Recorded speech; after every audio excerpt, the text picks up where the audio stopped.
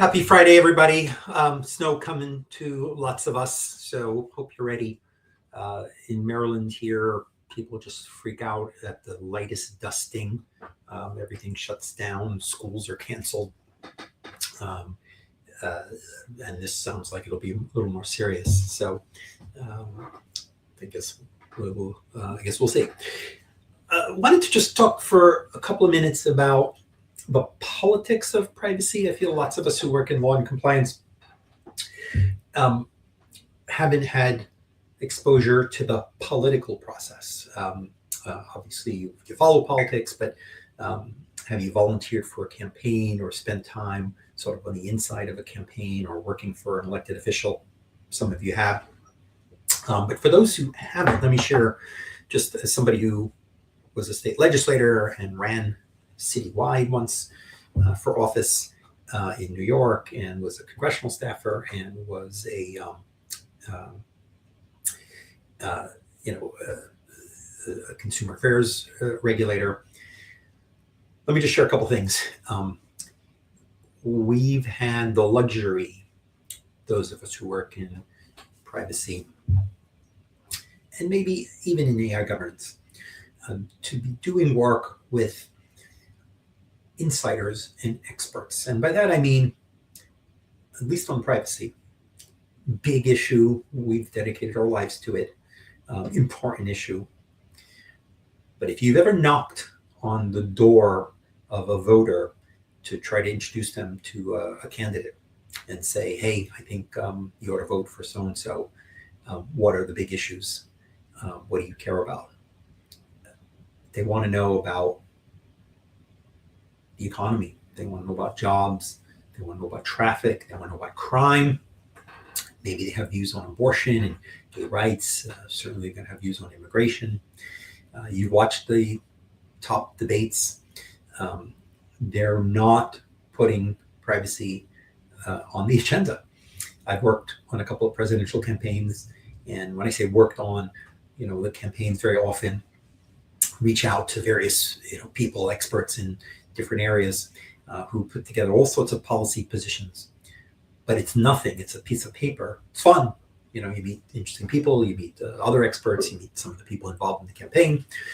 But until the campaign needs it and needs a position on the niche issue you've written on, it's just a piece of paper written by an unofficial committee, or even an official committee. But again, we're just we're just a bunch of volunteers.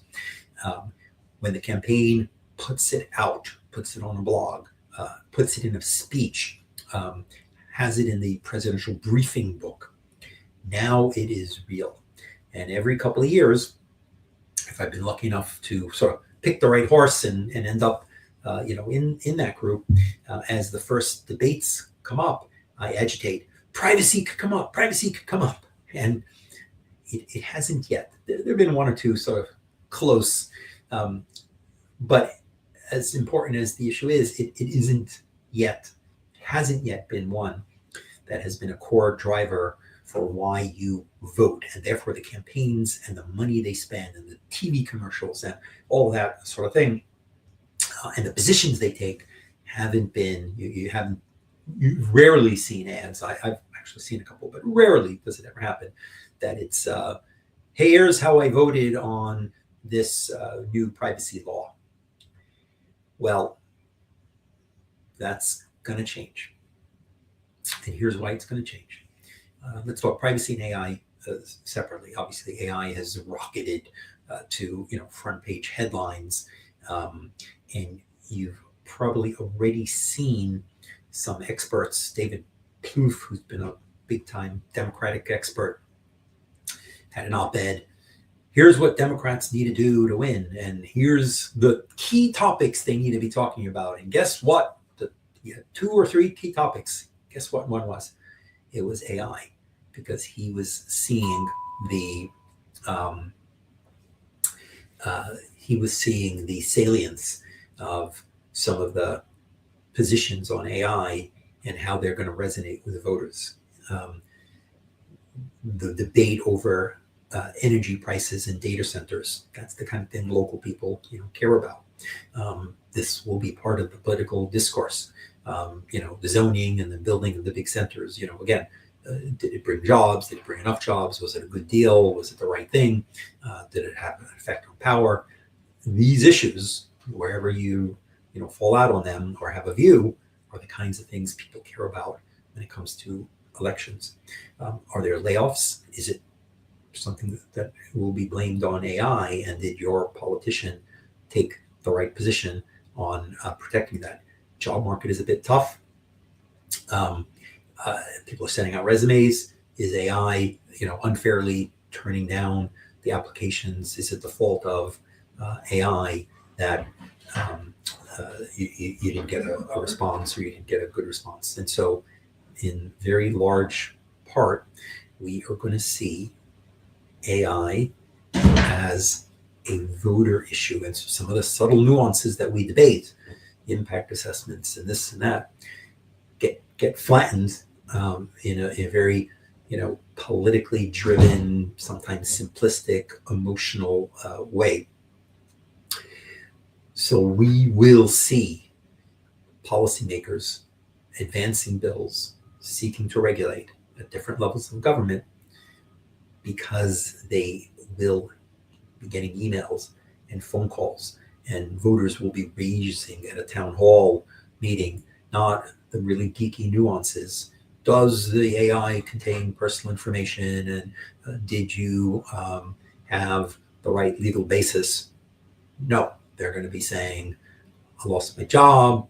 They're going to be saying, did I pay higher prices? They're going to be saying, were you for or against the data center? That's big time. Now let's talk privacy. When I was the Consumer Affairs Commissioner for New York many years ago, I wasn't one of the big time commissioners. That was the police. They had guns and tanks and, murder stories, and was crime up or crime down. The sanitation commissioner, the fire commissioner, budget. Consumer Affairs was a small agency, and although we did important work, I think it took me 6 months before I had my first meeting with the mayor, and maybe more than that before I had my first press event where we released an initiative. In New York City, Mamdani, elected with an affordability mandate, address the cost of living, has already held 2 events with Consumer Affairs Commissioner. It's now Consumer Affairs and Worker Protections. Sam Levine, former FTC senior leader and activist and academic working on many of these issues. All across the country, we know that affordability is a key issue. And politicians turn to the key issues. And we've already seen a lot of attention to data-driven pricing, to surveillance pricing. We've got laws already. The algorithm is why you're seeing this price. Not sure that accomplishes that much, but it, I guess, does something. Efforts to ban or restrict. So if you think the attention to data-driven pricing has been, important, just wait. It will be a major legislative effort. Now, look, it's a tough one. It's hard to decide, right? Some data-driven pricing, a lot, may be very helpful, may be competitive. It may be, giving an offer to somebody who, doesn't seem likely to purchase. Well, give them an offer, make it worth his or her time. Loyalty programs, right? There's a whole range of ways data and marketing are being used to hopefully have companies compete with each other and try to give you the best price. But obviously, sometimes it might be perceived as getting the maximum price in an individual way that doesn't seem right. It's hard to carve the exact line between, what is good marketing here and what is something unfair. Multiple people go to a site and they're all looking at the same thing, but they're offered different prices. And again, maybe there are valid reasons sometimes, and then maybe their reasons aren't so fair, and we got to map them out and understand them. But this will, for the first time, be a major intersection, because what you pay for cereal in the supermarket, what you pay for all of your different spending at a time when people are very focused on affordability, makes politicians jump faster, higher, and in a more emotional driven way. Laurie says, do they care enough to get out and vote? Musk ran roughshod to agencies and took a lot of data, and our representatives did nothing. Well, look, people vote. Will more people come out because of how passionate they feel about elections, ICE, immigration? I don't know that privacy and AI are going to be the biggest driver, but clearly we've seen high voting turnout during the midterms, and obviously during presidential campaigns, people come out and vote. What is it that they will vote on is the question, right? So there are two questions when it comes to electoral politics, right? One is persuading, that you're talking about the things they care about and they feel that you're going to be a supporter of theirs. And then the second is turnout. More of your people who are your favorite people come out or not. So let's say they don't. What is it, however, that the people who do vote say they care about, right? That's what decides the election. And I think what we're suggesting is that in the past, the people who came out and vote, whether it was a lot of them or few of them, what were they making their decisions based on? They were making the decisions based on all the polling, right? That they didn't think that the previous administration, took inflation seriously enough, did the right thing on the economy, was strict enough on the border, right? That's right or wrong, perception, turnout aside. These were issues that were on the voting radar. And again, probably many people, those was the hot button issue that I mentioned, will still be on the radar. But you know what? Those people are voting anyway, right? Those people voted and they're voting anyway. And maybe more of them will come out and so forth because they'll be motivated and so forth. The elections in large part get decided by, again, two things. The swing voters who do not always vote, or vote, but sometimes vote Democrat, sometimes vote Republican. What are the issues they care about? Because their vote is up for grabs. The hardcore Republican, the hardcore Democrat, their vote is not up for grabs. They're going to come out. Or in primaries, what are the issues that bring people out, and are you most motivated, right? And then the question is, what gets people actually coming out to vote? And if you're not somebody who's motivated by the big social issues, because you're sort of a non-engaged voter and you only vote sometimes, what is it that will bring you out? And if you feel that the prices are going up in your local market, that's one of the things that often brings voters out. So maybe some people will be disaffected. They see what's going on. They don't think they can, they can make any difference. But within the audiences of people that vote, I think my argument is that privacy and AI have, for the first time, gone from being interesting, important, but not necessarily in that top 5, top 10, top list. And as a result, politicians can treat it very, very differently.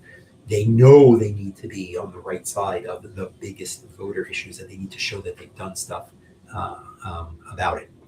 So just wanted to share a couple of thoughts. Privacy and AI, folks, we're in the big leagues.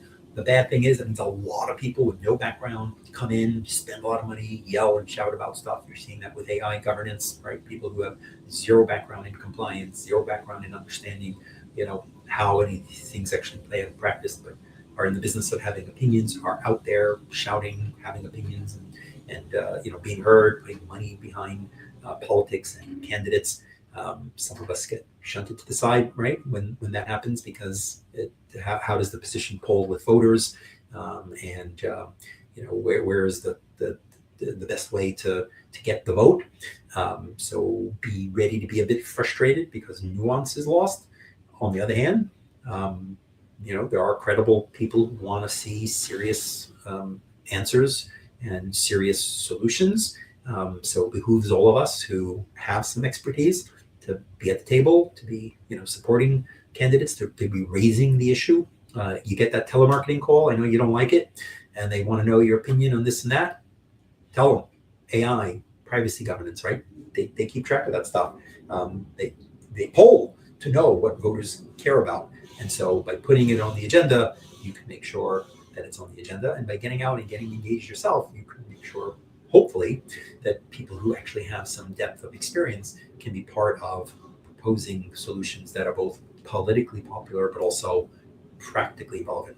Anyway, happy Friday. Stay safe with the snow coming, and thanks to those who have caught up with me today.